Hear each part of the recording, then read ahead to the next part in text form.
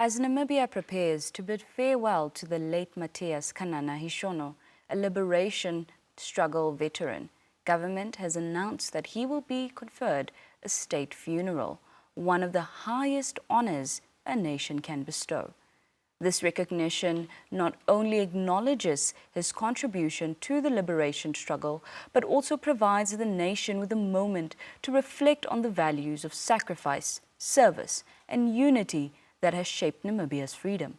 To help us understand the significance of this honor, the preparations underway, and the message the government wishes to share with the nation at large, we are joined by Aipinge-Nakale, the Executive Director at the Ministry of Information and Communication Technology, MICT. Good morning, ma'am, and thank you for taking the time to talk to us. Good morning, and thank you so much for having me this morning. Well, ma'am, the government has announced that the late Mathias Kanana Hishoono will be accorded a state funeral. Take us into that decision. What informed it? Well, thank you so much. That decision is actually made by the President in terms of her powers, constitutional powers, to honor those or individuals that have made sacrifices during the liberation struggle, and also after the liberation struggle, the individual's contribution to socio-economic development of the country. So that is really what it is. We are more than 3 decades into independence, thanks to the sacrifice of those that you just mentioned. Why does government believe it is important, or it remains important, to formally honor liberation struggle veterans today, such as the late Hishoono? I think what is important for me to highlight is that the fruits that we are enjoying today, for us to be where we are today, is because, like I said, of sacrifices made by those either that have fallen or those that are still living. So whether it's now 30 years after independence or 35 years after independence, history is very important. That for us to appreciate that there are those that watered whose blood watered our freedom.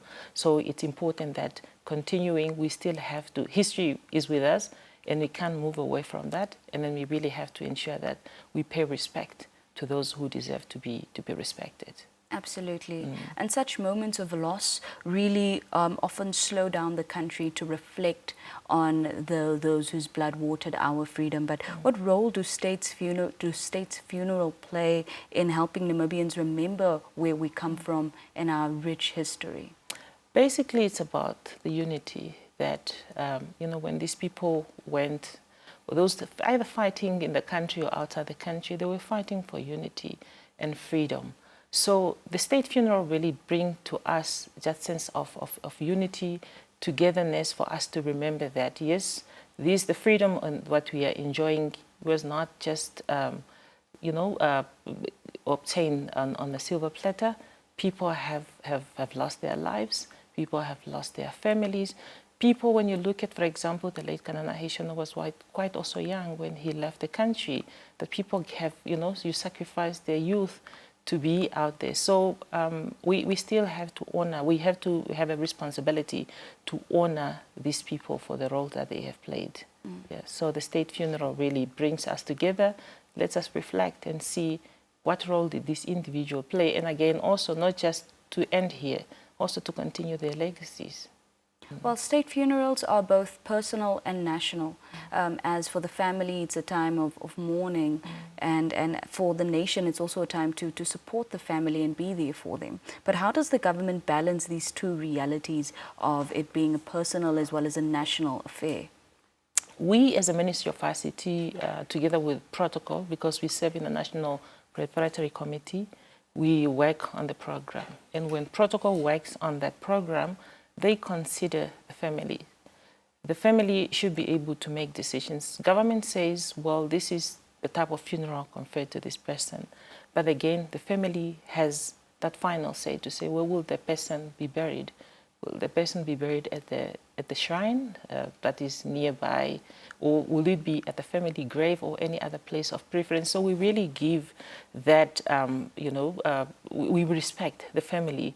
And then we allow them to really guide us when it comes especially to the program, plus any other arrangements. For example, the memorial service, official memorial service is taking place today. But already for the past days, the family has been hosting, you know, family funerals, and we allow them to do that. Yeah, thank you. And when we look at the life and legacy of the late Hishoono, what stands out most in terms of his service and his sacrifice to the country? Well, for me, as I was reading his biography, it's sacrifice that you talked about, to say, you know, you are in solitary confinement, for example, for a year, or detained in for some days or some months without, you know, food. You're not, you know, you're getting food.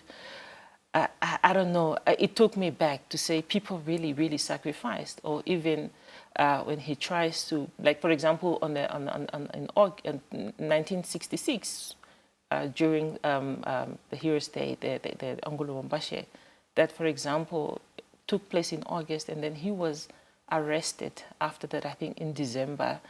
And as a migrant laborer also working in South Africa, he played quite a role.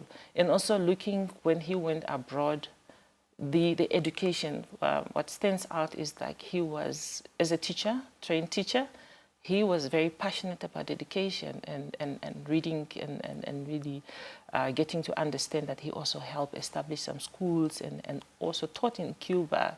It's something amazing and selfless, that somebody really was, you know, gave his all to his country. And then coming back after independence, he served as an advisor to the, you know, the three presidents. So he did a lot, not only during the liberation struggle, but even when he came back, that also the role that he has played.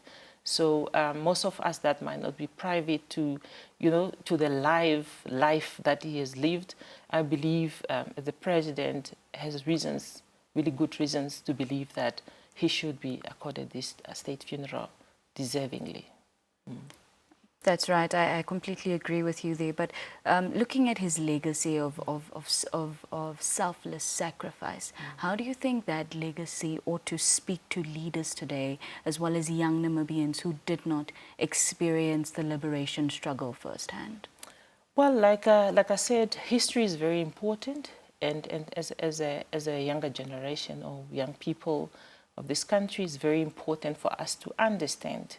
To say some of them were not born at independence is about reading, how you read history. You need to research and really understand that people have made sacrifices.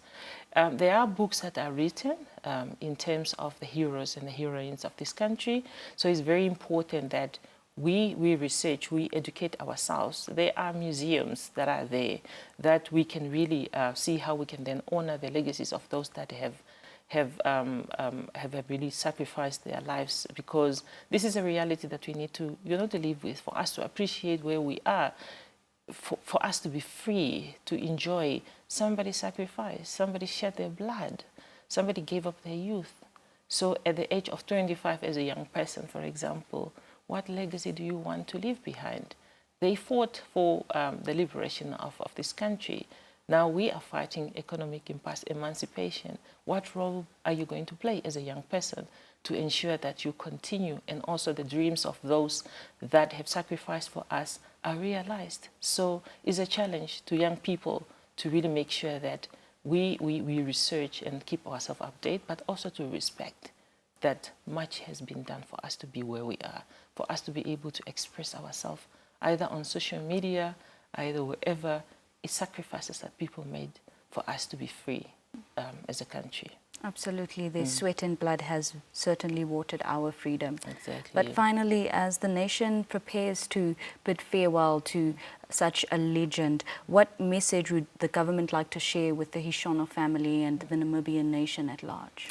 Well, Her Excellency will be delivering a statement on behalf of government. That is, I think, today at the memorial service by the Vice President on her behalf, and then tomorrow she will be delivering that message. But from maybe what I can just mention is that we are with the family during this loss.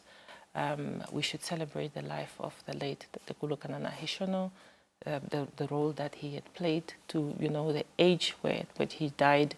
I think it's something that somebody must really, as a family, they should appreciate that he could live to see his grandchildren and great-grandchildren, and also for the great-grandchildren and grandchildren to see their grandfather. It is really an honor that he had lived a life like that. So let us not just end that his life has ended here. It has not. So there is a legacy, and we have to make sure that together with the family that then that is uplifted, the history is uplifted, it's in the books so that the generations to come can really read and appreciate the role that the late Kanana Hishoono and others have played in liberating the country. Mrs. Aipinge-Nakale, thank you so much for taking the time to talk to us this morning about such an iconic man whose life ought to be celebrated this weekend. Thank you. Thank you so much.